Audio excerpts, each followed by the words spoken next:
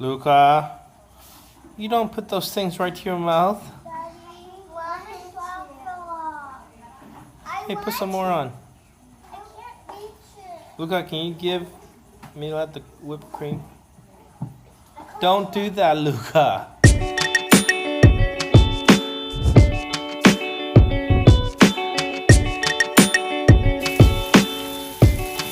I'm getting back on the vlog train. I know I haven't been posting videos from our time here in Puerto Escondido for the last, I don't know, 3 or 4 days. And the last one I posted was like a catch-up video from Alaska. And mainly it's because there's not a whole lot going on. We're spending our time here just catching up on work and making plans for what we're going to do next. And I've talked to you guys all about that. And that's starting to solidify. So we've actually paid through this place until next Wednesday. We have 5 more nights here that we paid for. However, we're actually going to leave today. We're going to give up those 5 nights. I tried getting a refund from the people that rent this place to us. No go. You know, even though we've stayed here, 20 somewhat days.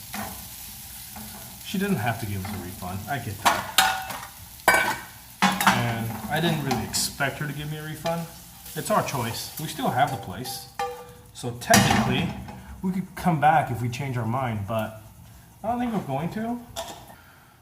We've basically decided to leave because we want to get back to California.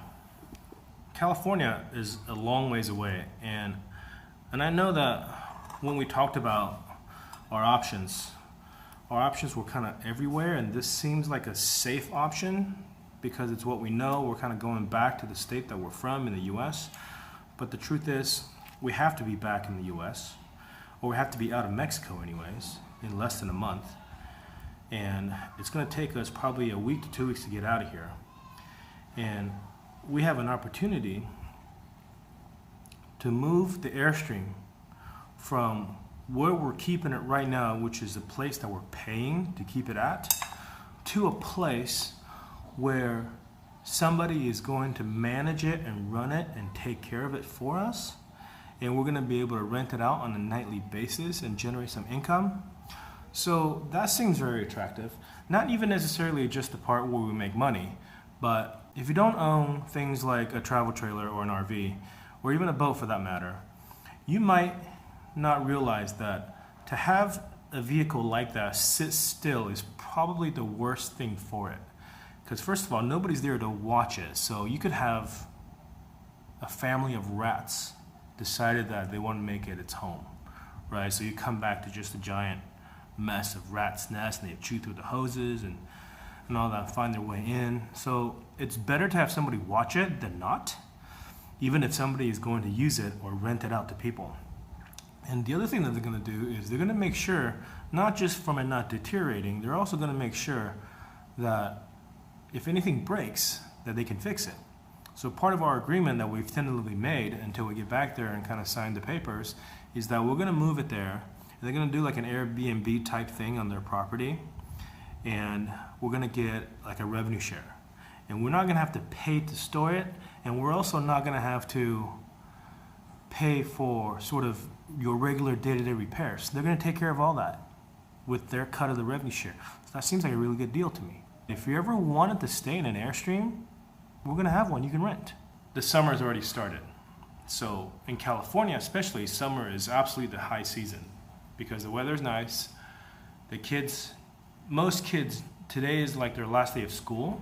The sooner we get back there, the sooner we can put our trailer at this place, and the sooner we can take advantage of the summer season. What the owner of the place wanted to do is to get our trailer in there, hopefully a week before 4th of July weekend, which is a long weekend.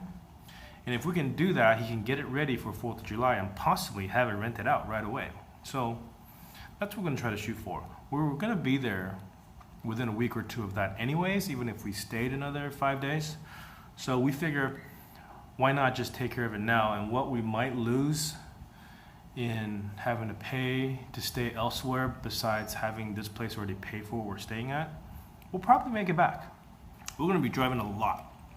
We're going to be driving long days. We're going to be driving every day.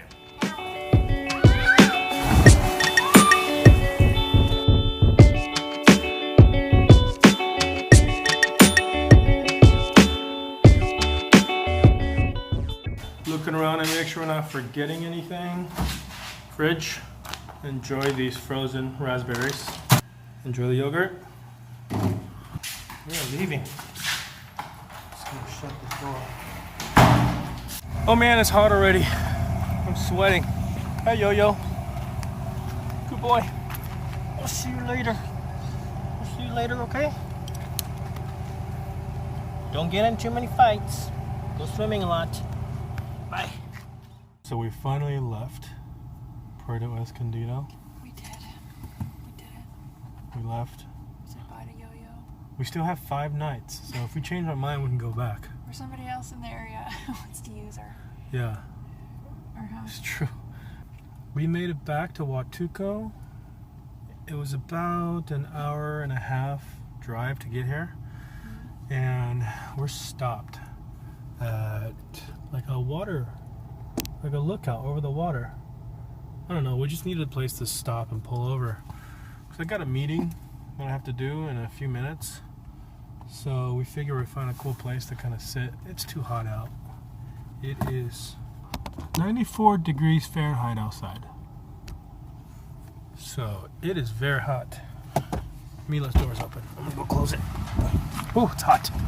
This view is pretty gorgeous. Look at that. We thought this was gonna be a beach that we can like cruise down to, but it's not. We're just parked right there. So our goal today is to make it to Salina Cruz.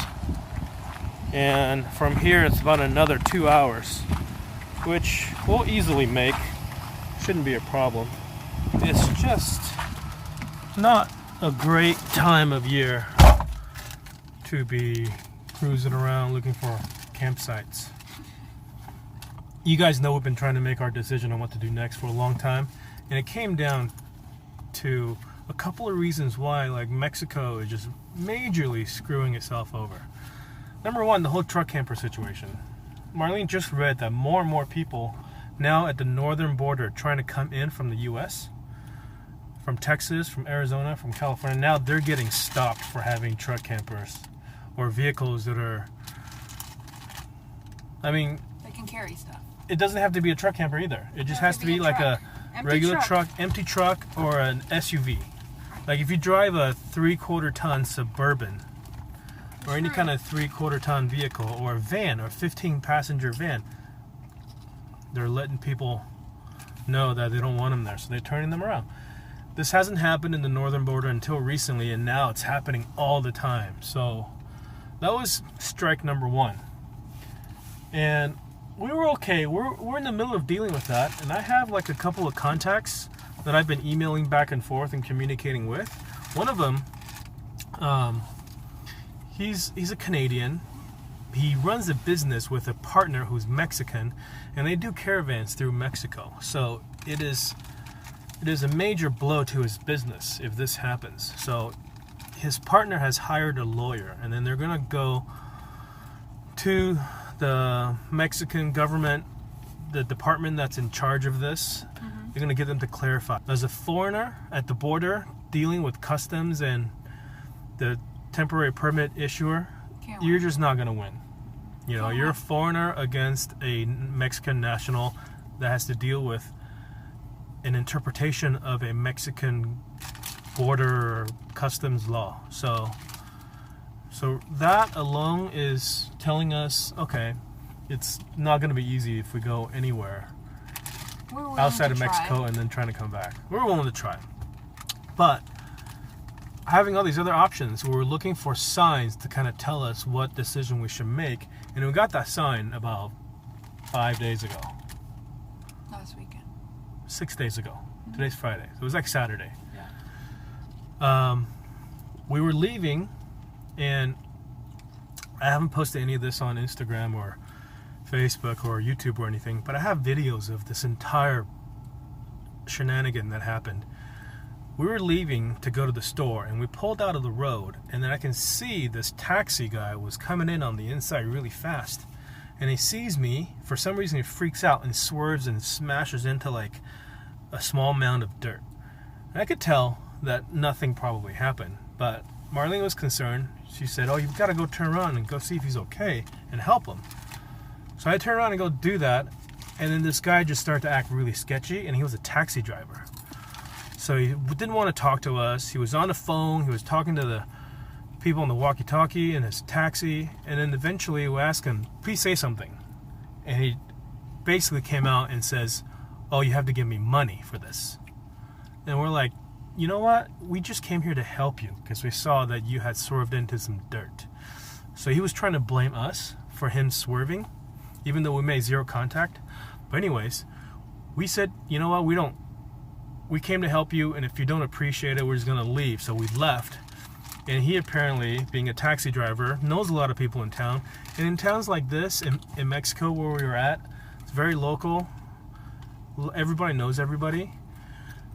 Within about a mile, there were cars passing us, blocking us in, and basically trapped us in the middle of the road. And these aren't even, this one car is not even any official vehicle. It was just some white truck blocked us in. And then like a truck, a small pickup truck from the fire department pulled up next to me.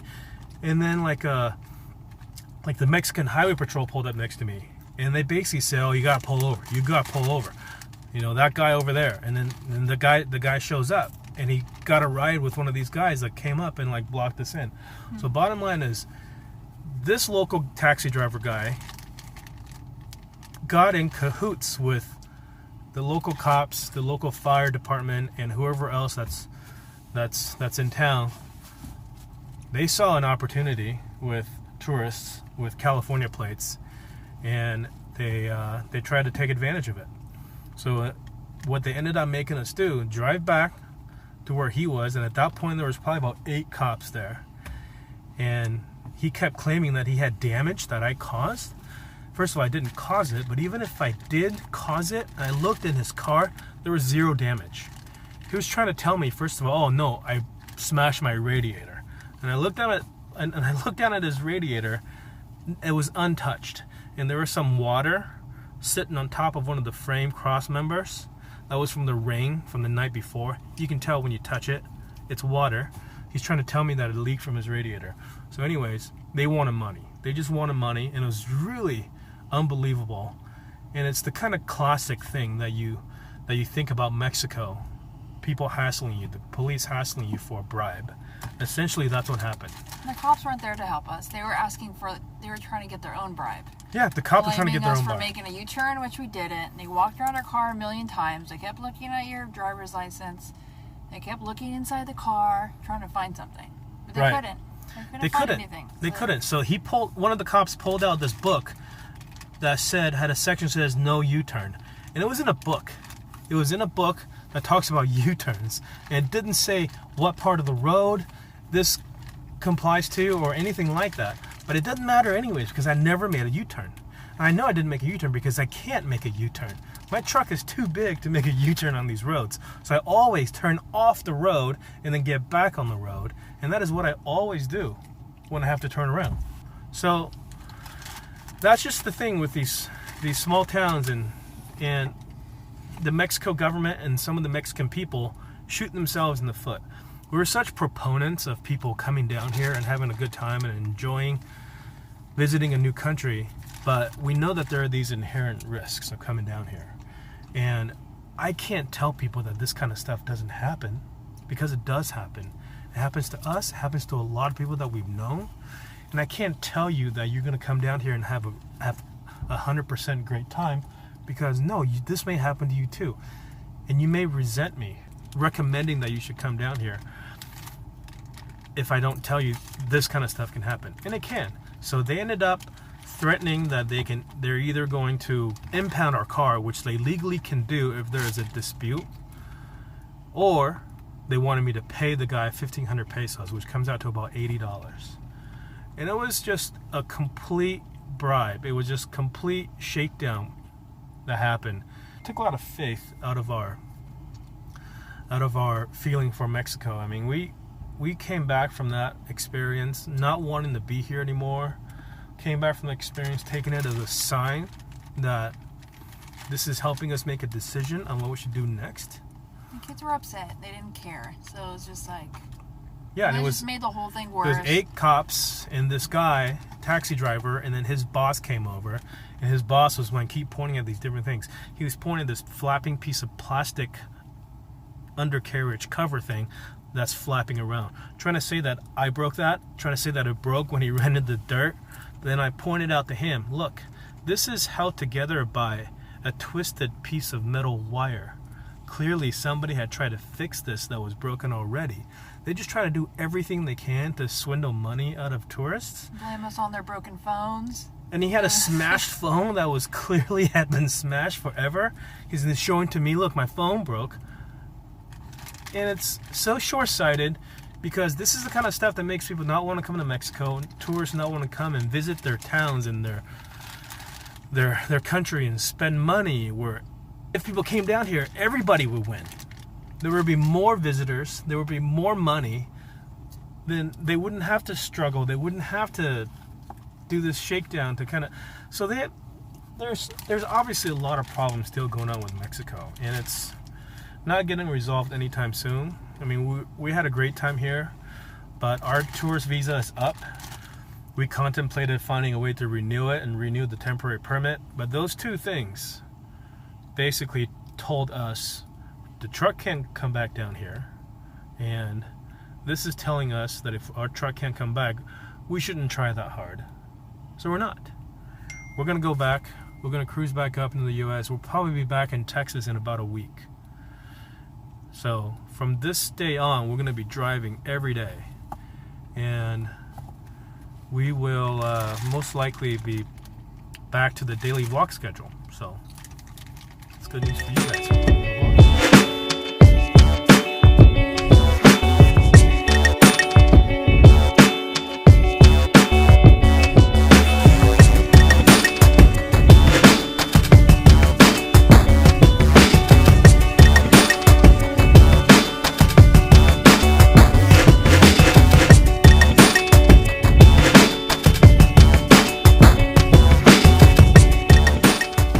What are you gonna do when you're hoping to buy a washer and dryer and you only have a bug? That's what you do. Put a hat on it. Yeah, wear it like a hat. So we made it to Salina Cruz. We're back. This is the farthest we will be from the US, which we were here a month ago. Now we're back again. I'll hold the keys for you. I don't know if any of you guys remember where we are. This is the shopping center where that Walmart is. And this is where the Wings Army hot wing place is. And that's where I picked to go. That's right. We picked out Domino's to go last time. We're back.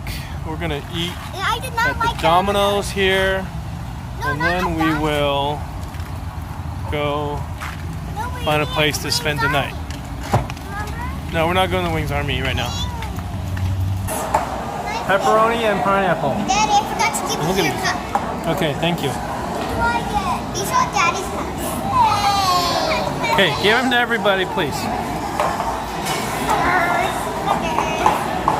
We're in our room. We're gonna sleep.